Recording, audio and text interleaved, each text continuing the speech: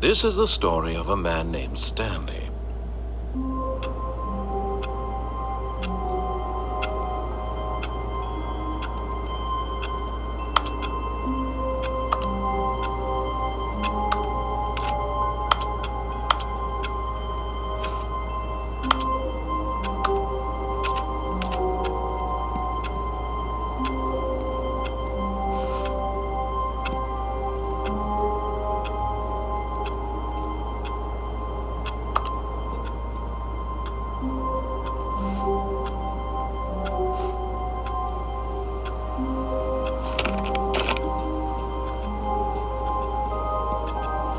All of his co-workers were gone.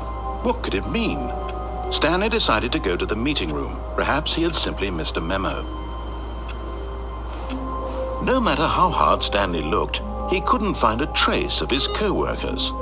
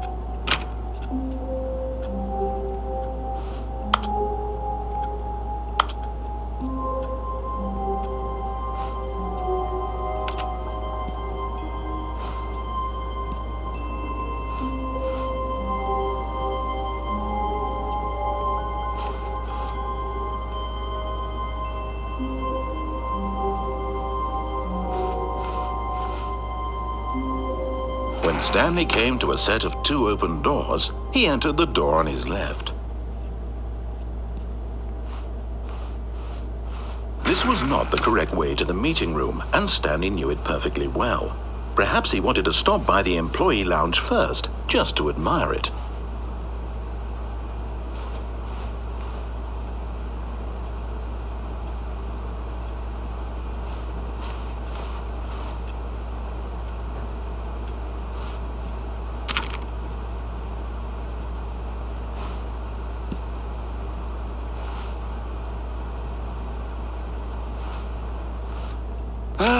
Yes, truly a room worth admiring. It had really been worth the detour after all, just to spend a few moments here in this immaculate, beautifully constructed room. Stanley simply stood here, drinking it all in.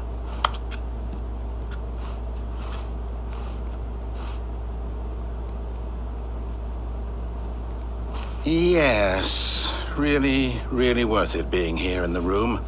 A room so utterly captivating, but eager to get back to business, Stanley took the first open door on his left.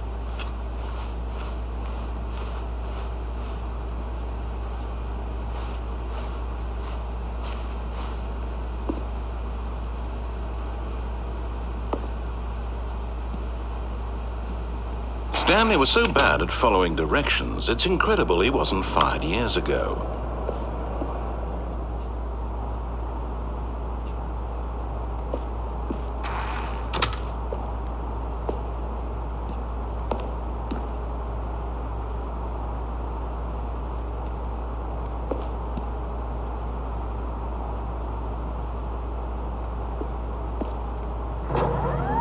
Look, Stanley, I think perhaps we've gotten off on the wrong foot here. I'm not your enemy, really, I'm not.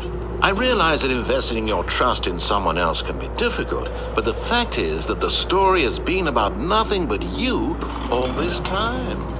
There's someone you've been neglecting, Stanley. Someone you've forgotten about.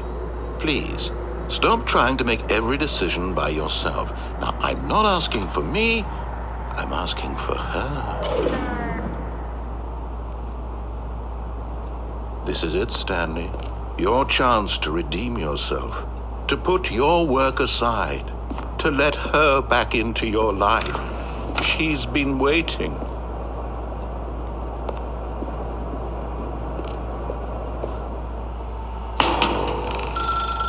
that's her, Stanley. You need to be the one to do this, to reach out to her. If you can truly place your faith in another, then pick up the phone.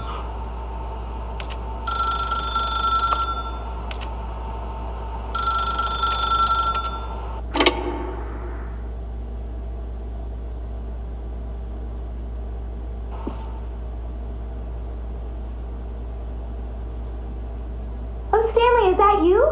Hold on, sweetie. Sorry to keep you waiting. I'm just pulling the bread out of the oven. All right. Okay, there we go. All right, now, I want you to come in and tell me all about your day. Gotcha. Oh, come on. Did you actually think you had a loving wife who'd want to commit their life to you? I'm trying to make a point here, Stanley. I'm trying to get you to see something. Come inside. Let me show you what's really going on here.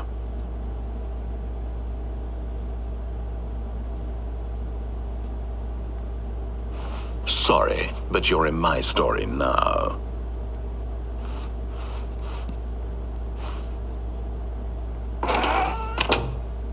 This is a very sad story about the death of a man named Stanley.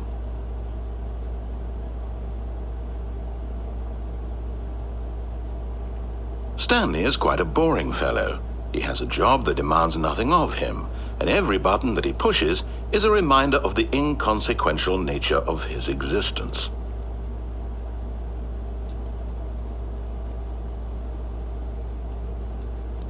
Look at him there, pushing buttons, doing exactly what he's told to do.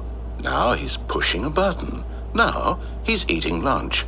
Now he's going home. Now he's coming back to work. One might even feel sorry for him, except that he's chosen this life.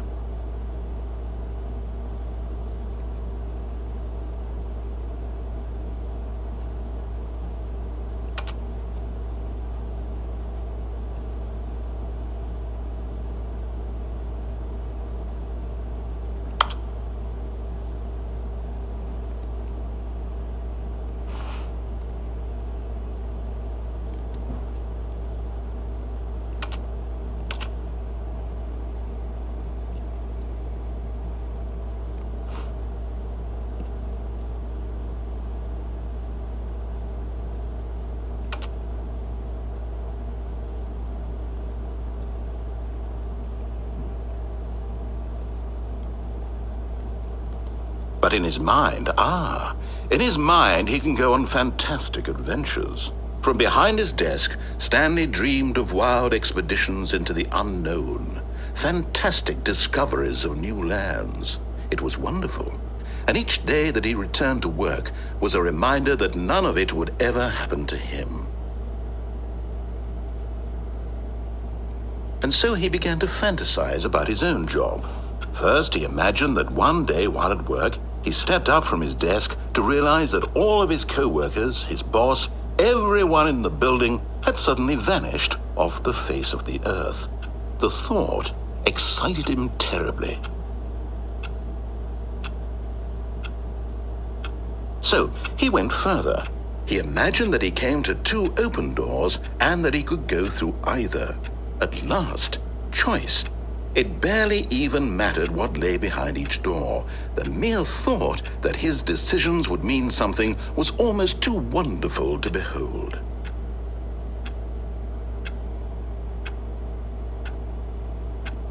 As he wandered through this fantasy world, he began to fill it with many possible paths and destinations. Down one path lay an enormous round room with monitors and mind controls. And down another was a yellow line that weaved in many directions, and down another was a game with a baby. And he called it the Stanley Parable. It was such a wonderful fantasy, and so in his head he relived it again, and then again, and again, over and over, wishing beyond hope that it would never end, that he might always feel this free. Surely there's an answer down some new path, mustn't there be? Perhaps if he played just one more time.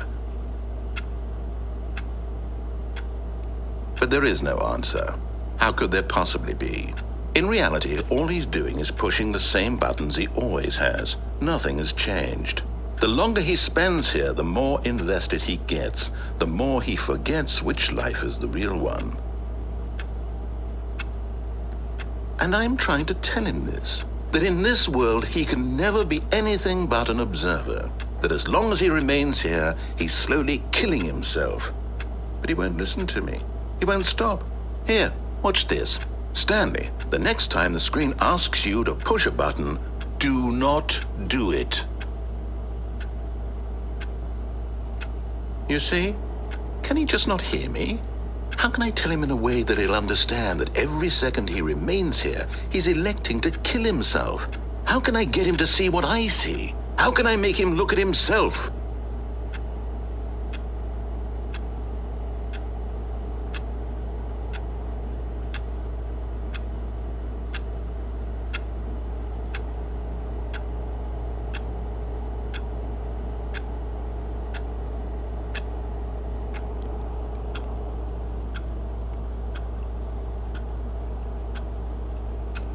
I suppose I can't, not in the way I want him to.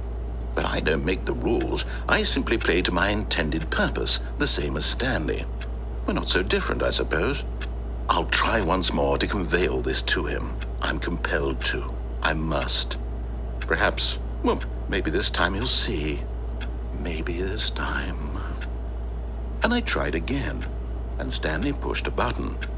And I tried again, and Stanley pushed a button. And I tried.